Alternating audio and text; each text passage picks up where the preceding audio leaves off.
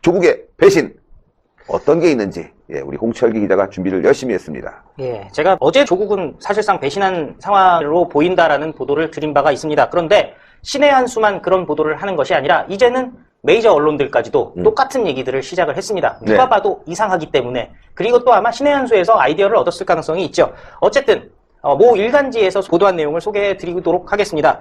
유재수 감찰 중단 및 김기현 사건 하명 수사 의혹에 대한 검찰 수사가 지금 속도를 내고 있다는 거죠. 그 두 사건의 키맨은 조국이라는 거예요. 그렇죠. 그동안 우리가 조국의 문제를 계속 다루면서 조국 했었는데 어느 순간 조국이라는 얘기가 사라졌습니다. 사라졌어요. 사실 조국이라는 사람이요, 주요 정치 현안이나 자신을 향한 공세에 대해서는 적극 대응했습니다. 바로 페이스북으로 대응하지 않았겠습니까? 그런데 요즘에는 그런 페이스북 소식이 싹 사라졌어요. 예. 뭐 페이스북도 그렇고 언론에다가 대고도 얘기를 했고요. 심지어 조국이 어떤 사람인지 기억해 보십시오. 청문회를 앞두고 자유한국당에서 청문회를 못 열게 원천봉쇄하게 하려고 하니까 그냥 아예 셀프 간담회를 열었던 사람이 조국입니다. 정말 상상을 할 수 없는 일. 헌정사상 아마 청문회를 대체하는 셀프 간담회 열었던 사람은 조국이 최초일 거예요. 그렇죠. 그렇게 자기 얘기를 하고 싶어 하는 게 조국인데요. 요즘 조국이 사라졌습니다. 사라졌어요.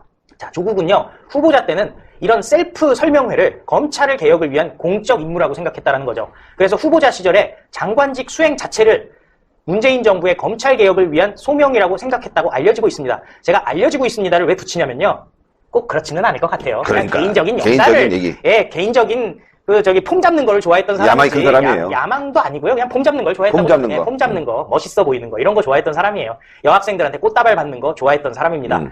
꽃다발만 받았습니다. 그 이상은 없었습니다. 제가 그건 취재한 부분이 있기 때문에요. 예. 네. 그럼에도 불구하고 어쨌든 의혹이 정말 많았잖아요. 조국 주위에. 뭐 정경심 의혹, 조범동 의혹, 조건 의혹, 딸 조민, 조원, 어머니까지도, 박정숙 씨까지도 해가지고 뭐 일가 친척의 의혹에 대해서 계속 적극적으로 반박해 왔습니다. 대부분은 모른다라고 적극적으로 반박을 했죠. 그런데 이번에 유재수 감찰 무마와 그리고 또 지금 나오고 있는 하명 수사 의혹에 대해서 나는 모른다 하고 빨리 나와야 될 텐데 지금 조용하다는 거예요. 네.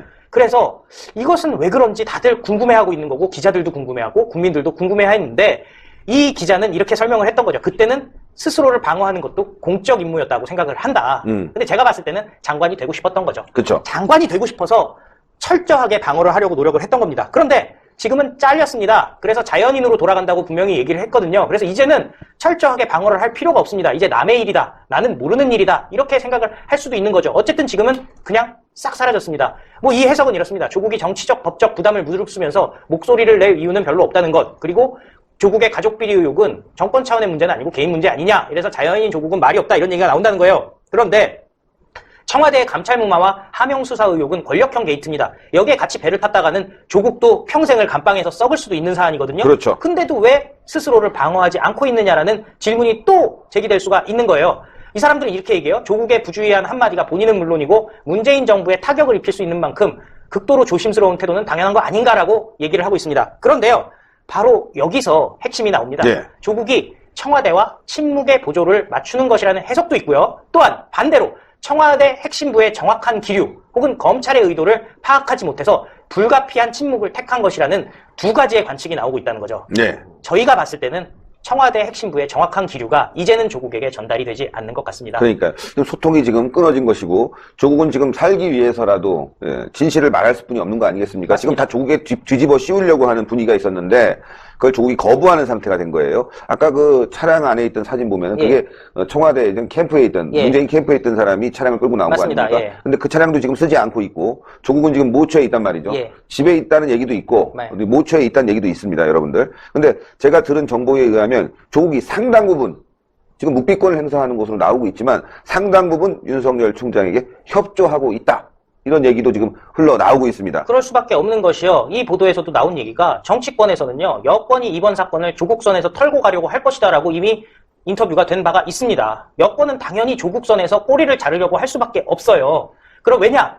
백원우라든지 김경수라든지 윤건영이라든지 이광철이라든지 지금 이름이 나오는 수많은 사람들은 청와대에 있었던 핵심들은 운명 공동체입니다. 반면에 조국은 그 사람들과 전투를 같이 했던 사람이 아니에요. 약간 결이 다르죠. 결이 완전히 다르죠. 폰만 잡고 다녔죠. 사실 지금 얘기 나왔던 사람들은요, 소위 말하는 어공이라는 사람들 아니겠습니까? 그러니까 지금 드러난 게 있어요, 여러분들. 말한 대로 어공. 그 다음에 원래부터 공무원이었던 사람들.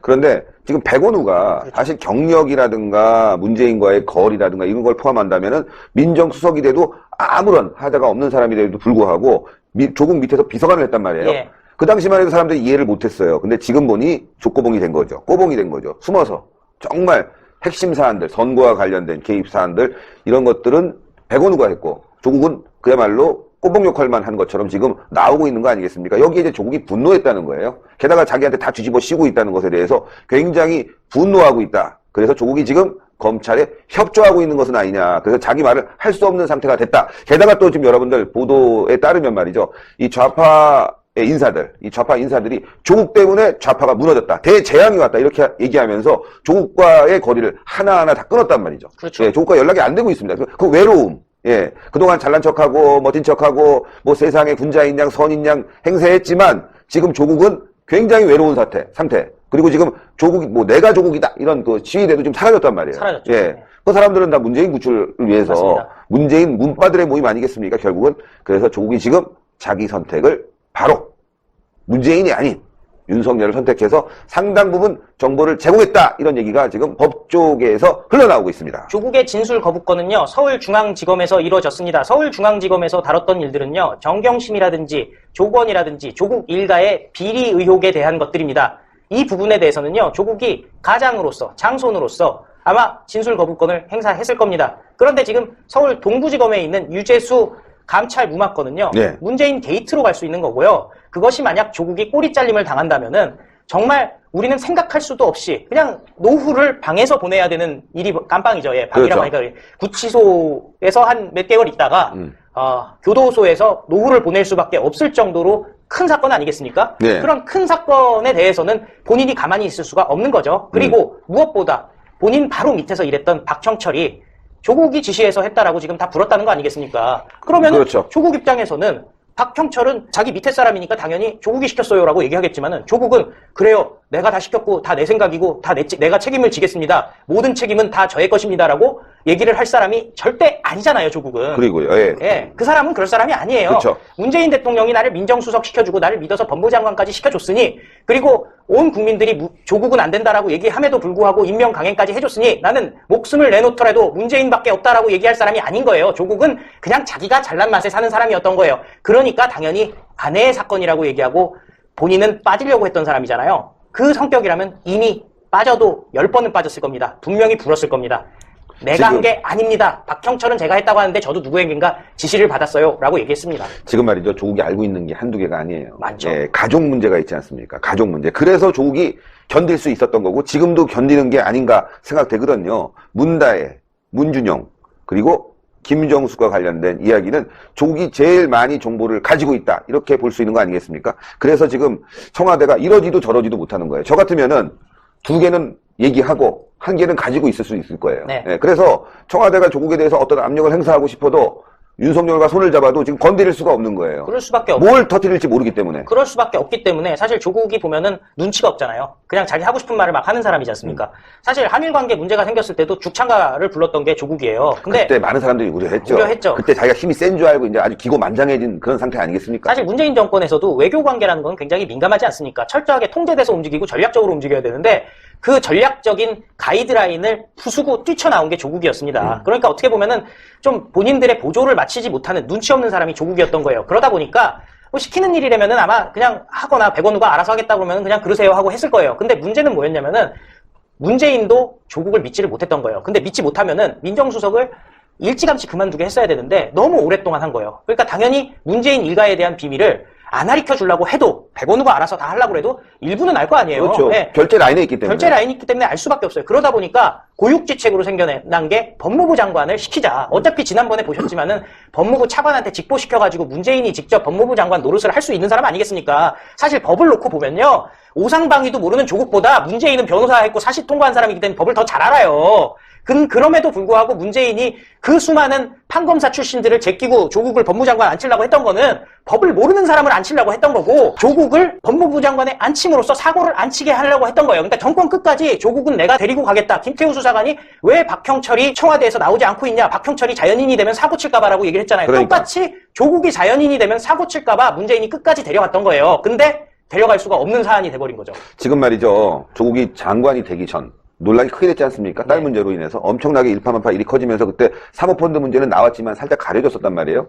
그런데 그때 임명 전날 국문이 있었습니다. 네. 그 국문 자리 청와대에 갔냐라고 누가 물어봤죠? 그 당시에 청문회 당시에 주광덕 의원이 물어봤어요. 혹시 청문회 간 적 있습니까? 임명 전날? 하니까 움찔했죠. 안 갔습니다라고 얘기 못했어요. 그러면서 그때 하는 얘기가 말할 수 없다고 했어요. 말할 수 없다고 하고 그날 갔었어요. 갔죠. 갔는데 그리고 주광덕 의원이 또 그걸 물어봤거든요. 누구 만났냐고 그랬더니 그렇죠. 막 하면서 이게 눈이 떨렸어요. 눈이 막 떨리고 제대로 대답을 못했어요. 그때가 중요한 타임이었는데요. 시청자 여러분들. 그 자리를 마련한 사람. 그 참모진은 아니었어요.